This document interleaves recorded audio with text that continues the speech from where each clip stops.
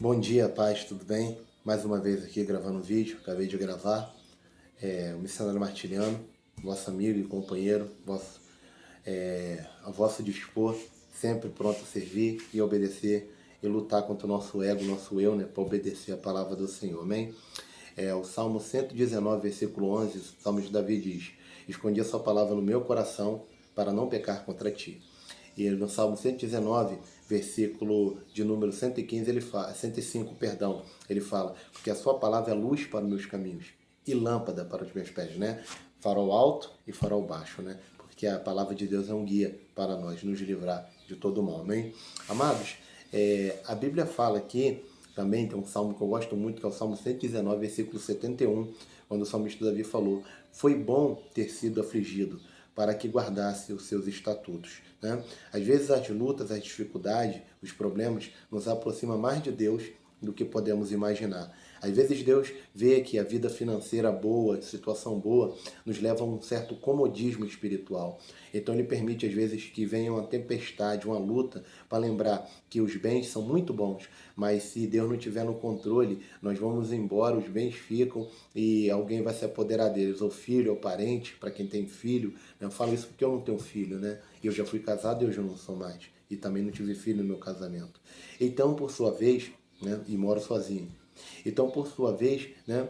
A pessoa bate as botas, às vezes é que nem eu, né? Vai ficar aí para alguém, né? E se tiver filho, talvez o filho, os parentes não vão saber nem administrar se tiver um bom carro, uma boa empresa, porque não sabe o valor, porque não sabe a luta que foi para conquistar e a dor e o sofrimento para a pessoa ter. Amém? Mas o foco aqui é o que Deus tem colocado no meu coração para falar, como já estou falando, dentro desse texto que eu vou compartilhar com os irmãos, né, com os amigos, colegas, simpatizantes, está no livro de Apocalipse. Eu vou falar um pouco sobre o milênio, né, que é o período de 1000 anos, literal, como eu creio, que vamos viver aqui após o arrebatamento e a vinda de Jesus em Jerusalém, para estarmos com Ele para todo sempre. Amém. Amém? Está aqui no capítulo 20 de Apocalipse que diz assim: E vi descer do céu um anjo que tinha a chave do abismo e uma grande cadeia na sua mão.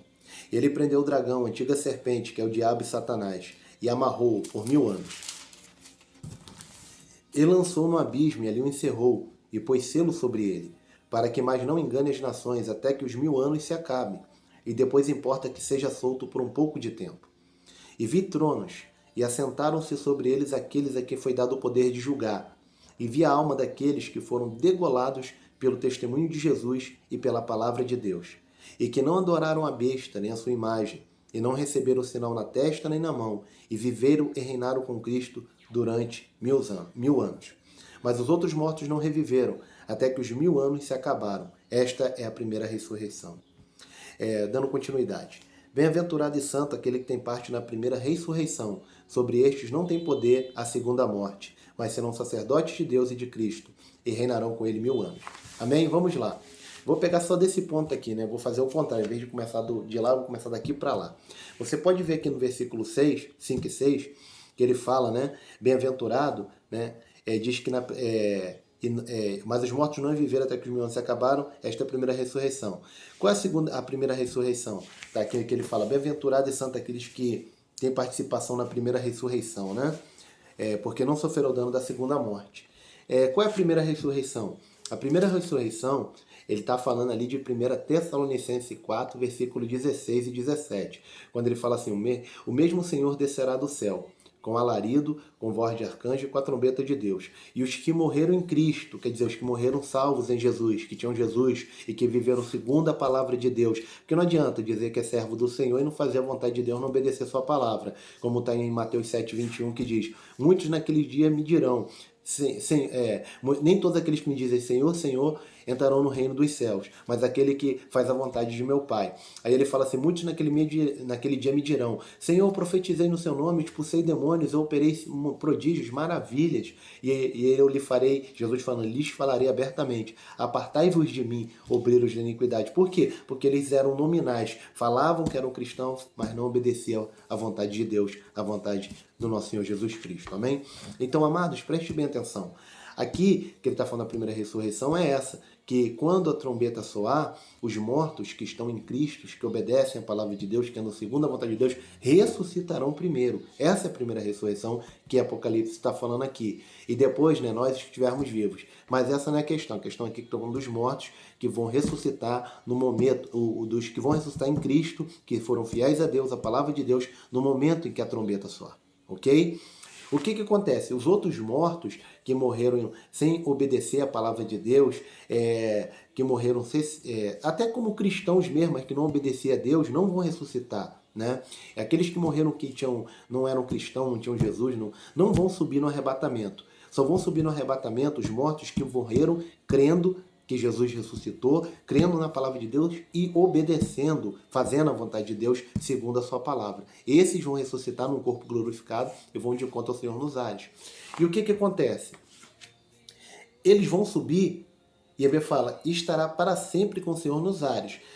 Segundo Paulo, em 2 Coríntios 12, ele fala assim, que ele foi levado até o terceiro céu. Né? No corpo, fora do corpo, ele não sabe. Ele diz que ouviu coisas inefáveis, nesse dizer um homem e orou. Tal. A meta aqui não é essa, falar do espinho na carne. É falar do terceiro céu, né? Do primeiro, segundo, terceiro céu. No grego, né? A gente aprende isso na teologia, que minha área de estudo, de formação da teologia, né? Como bacharel em escatologia, que eu ia fazer um mestrado, né? Para o doutorado, é essa. É escatologia, né? Dentro da visão que eu tenho, né? Que é da Assembleia de Deus. O que acontece? Ali é Ourânios, Eporânios e Mesorânios, que é o terceiro céu, o céu dos céus, o céu inacessível da glória de Deus, onde está a sua Shekinah, a sua Kavod, né? Que glória é Kavod, ok? Em hebraico. Então, amados, preste bem atenção. Subiu, ficamos nos ares com Jesus, aí vem todo o procedimento que vai acontecer lá, e segundo a visão que o Apocalipse está associado a Daniel também, todo o livro, mas a Daniel, diz que há de se levantar está em Daniel 9, 23. Acho que eu vou ler para você rapidamente. Ok? Daniel 9. Né? A partir do versículo de número 23. Ele diz assim, ó. No princípio das tuas súplicas saiu a ordem e eu vim, para tu declarar, porque és muito amado. Toma, pois, bem sentido na palavra e entende a visão.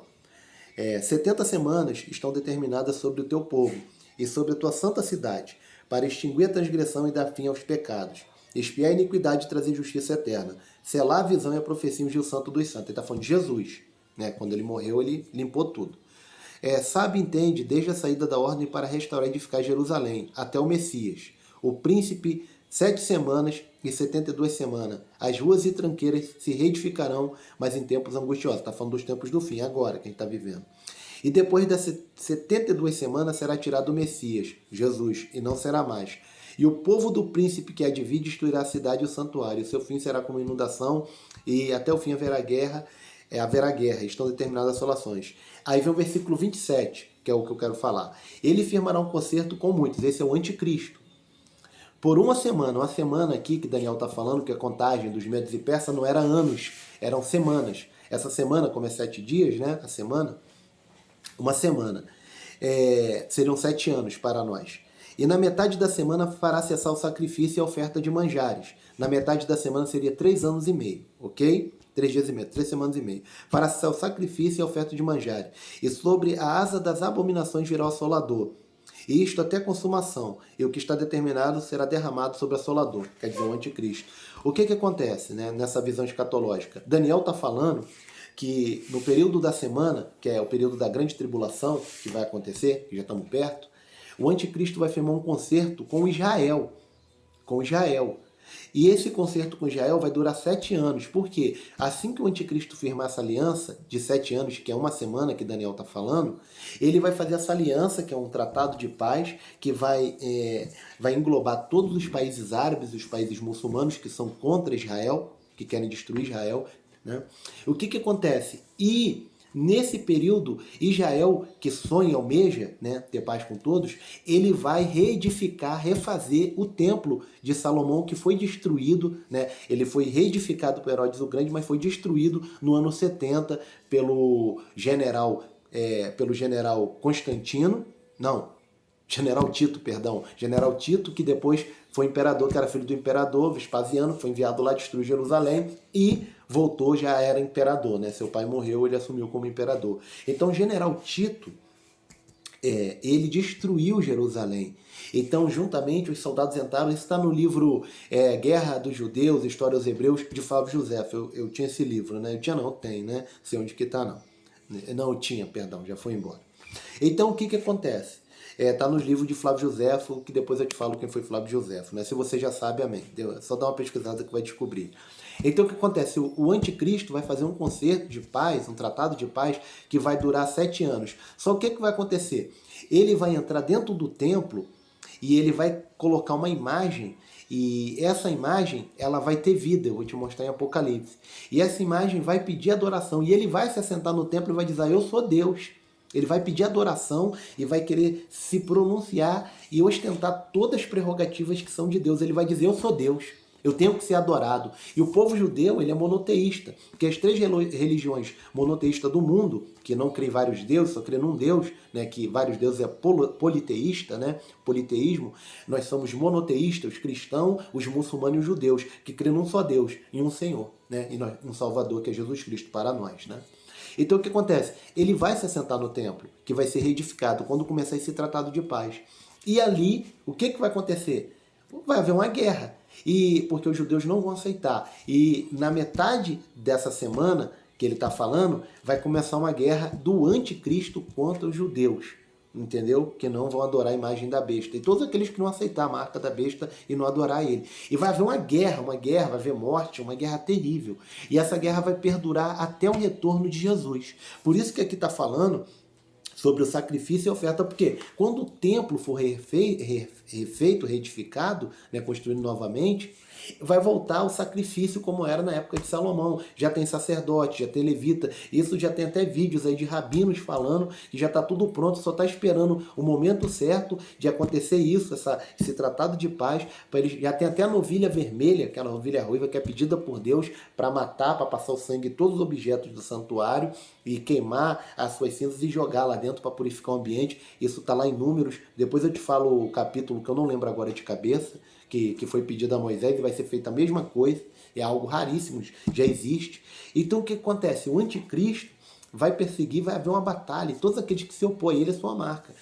Está lá em 2 Tessalonicenses 2, a partir do versículo 4, né? Quando ele pede adoração, ele pede, vai se ostentar e vai começar uma guerra. E essa guerra, no final dessa guerra, dessa batalha, o que vai acontecer? A Bíblia fala que no final da batalha do anticristo, a Bíblia fala que o anticristo vai dominar e vai destruir. Está lá em Zacarias, profeta menor Zacarias, está aqui no Antigo Testamento, está em Zacarias, eu quero ler para você, capítulo de número 14. Zacarias, né, livro do profeta Zacarias, capítulo de número 14, que diz assim: eis que vem o dia do Senhor, em que os teus despojos se repartirão no meio de ti. Porque eu ajuntarei todas as nações para a peleja. É Deus que vai ajuntar as nações. Contra Jerusalém. Né? E ele diz, a cidade será tomada e as casas serão saqueadas. E as mulheres forçadas, quer dizer, vão estrupar as mulheres. Crimes de guerra, como aconteceu no Vietnã, na Segunda Guerra. Coisas horríveis. Metade da cidade sairá para o cativeiro. Vão conseguir tomar metade de Jerusalém. Mas o resto do povo não será expulso da cidade, vai haver uma resistência. E o Senhor sairá e pelejará contra estas nações, como pelejou no dia da batalha. E naquele dia estarão seus pés sobre o Monte das Oliveiras, que está de frente de Jerusalém para o Oriente. O Oriente, que ele está falando, é o Mar Morto. O Ocidente, ele vai falar, e Jerusalém para o Oriente, o Monte das Oliveiras será fendido pelo meio para o Ocidente. Seria o Mar Mediterrâneo. E haverá um vale muito grande, metade do monte se apartará para o norte e para o sul. O que ele está falando aqui? Que vai acontecer que no final da batalha de Jerusalém, que vão estar sendo derrotados, né, destruído pelo anticristo, metade vai ser presa, as mulheres vão ser forçadas, vão ser estrupadas, vai haver morte, a outra metade ainda vai resistir. O que vai acontecer? Jesus vai voltar, né, para pelejar a favor do seu povo escolhido, que a Bíblia fala que a salvação vem dos judeus, mas eles rejeitaram e veio até nós, os gentios, e através da graça dada a Deus, através de Jesus a nós, somos salvos. Então, o que vai acontecer? Jesus vai voltar para pelejar agora por Israel, porque a igreja já subiu no arrebatamento e está esperando esse fato aqui, no final da grande tribulação, que é os 7 anos. Aí o que vai acontecer? Ele vai voltar e vai acontecer o que foi visto pelo profeta João no livro das Revelações, que é o livro de Apocalipse. Capítulo 19, versículo de número 11. Olha o que ele fala. E vi o céu aberto, e eis que um cavalo branco, e o que estava sentado sobre ele se chama Fiel e Verdadeiro, e julga e peleja com justiça. E os seus olhos eram como chama de fogo, e sobre a sua cabeça havia muitos diademas. E tinha um nome escrito que ninguém sabia senão ele mesmo. Estava vestido de uma veste salpicada de sangue, e o nome pelo qual se chama é a Palavra de Deus. E seguiam-no os exércitos que há no céu, em cavalos brancos, e vestidos de linho, branco e puro. E da sua boca saiu uma aguda espada para ferir com ela as nações. E ele as regerá com vara de ferro. Ele mesmo é o que pisa o lagar do vinho do furor da ira do Deus Todo-Poderoso. E na veste e na sua coxa tem escrito este nome, Rei dos Reis e Senhor dos Senhores. O que está acontecendo? A Bíblia fala que é Jesus que vai vir para pelejar. Zacarias fala que Deus vai ser a peleja. Quem é Deus? É o próprio Jesus que vai vir, porque Jesus é Deus. Lá em Colossenses 2,9, Paulo falou, porque nele habita, nele quem? Jesus, corporalmente, toda a plenitude da divindade. Jesus era homem, mas ele era Deus. O que acontece? Vai acontecer isso aqui. Isso aqui. Está no capítulo de número 12, se não me falha a memória. Capítulo de número 12.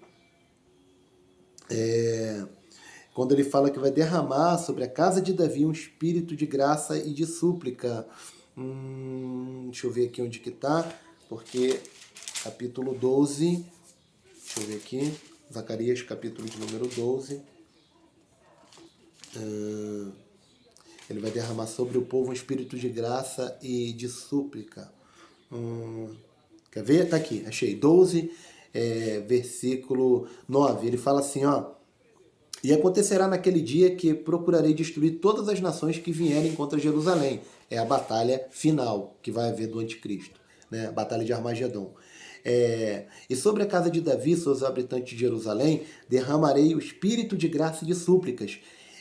E olharão para mim a quem transpassaram e o prantearão como quem prateia por um unigênito. E chorarão amargamente por ele, como se chora amargamente pelo primogênito. Deus, né, nessa batalha, vai derramar sobre os habitantes de Jerusalém, aqueles que vão resistir ao anticristo, um espírito de graça e de súplica. Porque o espírito é esse? É o Espírito Santo.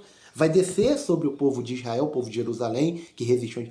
E eles vão compreender, porque eles vão clamar a Deus através desse espírito, e os céus vão se abrir e vai acontecer o quê? O que nós acabamos de ler no capítulo 19, versículo 11 de Apocalipse, quando João viu, que ele viu Jesus montado num cavalo branco, com vestes salpicadas de sangue, e na sua coxa direita estava escrito Rei dos Reis, Senhor, Senhores, de um nome que ele não entendia, e ele vai descer com os exércitos. Quem são os exércitos? É os anjos e nós, os cristãos, que subirmos, tanto os mortos e os vivos, que vão ser transformados no abrir e fechar de olhos ao encontro do Senhor nos ares, juntamente com os mortos que morreram, que vão ressuscitar primeiro. Nós vamos junto.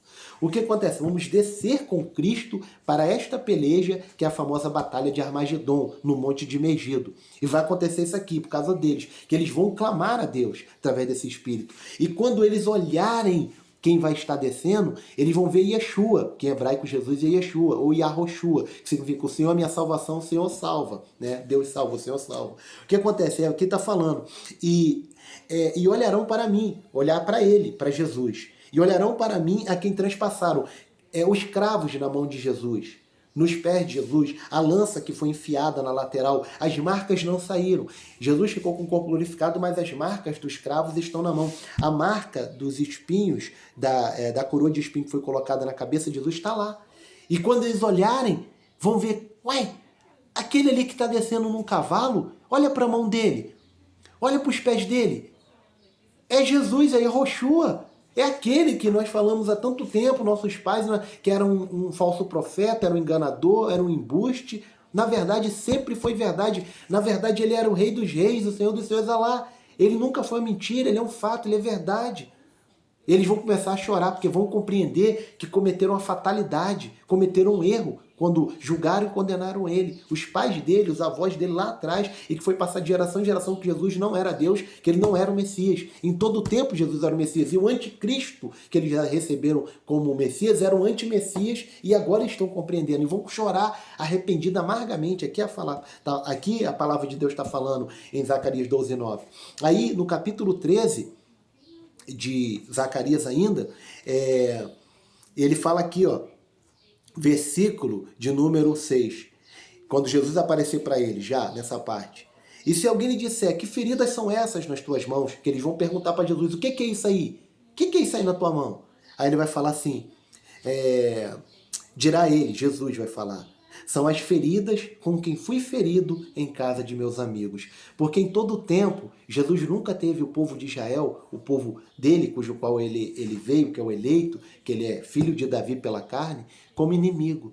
Ele vai falar, mesmo vocês me fizeram o que fizeram comigo, eu nunca vi vocês como adversários. É as feridas com que fui ferido na casa de meus amigos. Ok? Então ali eles vão começar a prantear, vai haver uma dor, uma tristeza muito grande por causa do que eles vão entender o que aconteceu com Jesus, com Yahushua. Amém? Então a Bíblia fala que Jesus volta, acontece todo esse fator, ele livra Israel da mão do anticristo. E o que é que vai acontecer?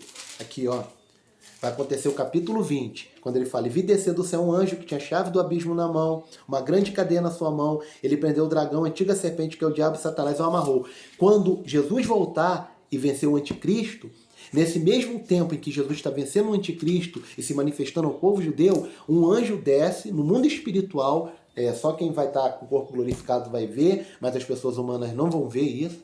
Ele vai amarrar o diabo com a corrente, vai descer com ele lá para o abismo, só que agora amarrado, e vai selar, quer dizer, ele não vai conseguir sair, porque até então ele foi lançado no inferno, no abismo, mas ele não foi preso, não foi selado. Ele vai ser selado durante 1000 anos, não vai poder sair.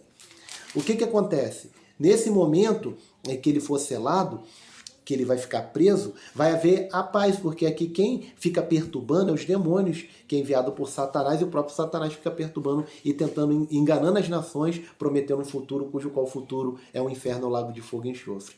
O que acontece? Aí ele fala, e vi tronos, e assentaram sobre eles aqueles que foi dado o poder de julgar, e vi as almas daqueles que foram degolados pelo testemunho de Jesus e pela palavra de Deus, que não adoraram a besta, nem a sua imagem, nem receberam o sinal na testa, nem na mão, e viveram e reinaram com Cristo durante 1000 anos. Quer dizer, no período da grande tribulação, após o arrebatamento, que o anticristo vai governar, vai haver muitas mortes por decapitação e por degola, vão cortar a cabeça das pessoas, daqueles que não receber a marca da besta, nem o número do seu nome, nem vão adorá-la. Esses vão estar sentados com Cristo num trono para julgar as nações que ficaram e que não ajudaram Israel, que foram contra Israel. Amém? Eu vou parar por aqui, porque senão vai se tornar um vídeo muito extenso e fica ruim uma coisa extensa demais. Aí daqui, você já entendeu, eu vou dar continuidade para o milênio, que a meta é o milênio. Você entendeu o que vai acontecer no milênio, amém? Que Deus te abençoe, que Deus te guarde, que Deus te dê chuvas de bênção, em nome de Jesus, em nome de Yahushua. Que Deus abençoe você, até aqueles que desejam tirar aquilo que é teu, roubar o que é teu, não se importe. Né? O inimigo pessoas vão ser usadas pelo diabo para tentar roubar o que é teu, tirar o que é teu, mas Jesus vai na frente, porque o ladrão veio para matar, roubar e destruir, mas Jesus veio para dar vida e vida com abundância. Não existe ninguém maior que Jesus. Todos seus inimigos espirituais, humanos, adversários, vão se ver com Deus. Né? Nós não podemos julgar nem condenar ninguém, porque é Jesus quem faz justiça. E Ele quem vai dar poder para nós julgarmos quando chegar naquele dia. Né? E, infelizmente, aqueles que se voltaram contra Deus, contra a palavra de Deus, contra Jesus e contra seus servos, serão julgados e serão condenados. Mas eu peço que Deus te guarde desse mal, te proteja. Ore pelas pessoas, abençoe elas e peça a Deus para guardar sua vida, sua alma, para que ninguém tome tua coroa. Em nome de Jesus. Amém.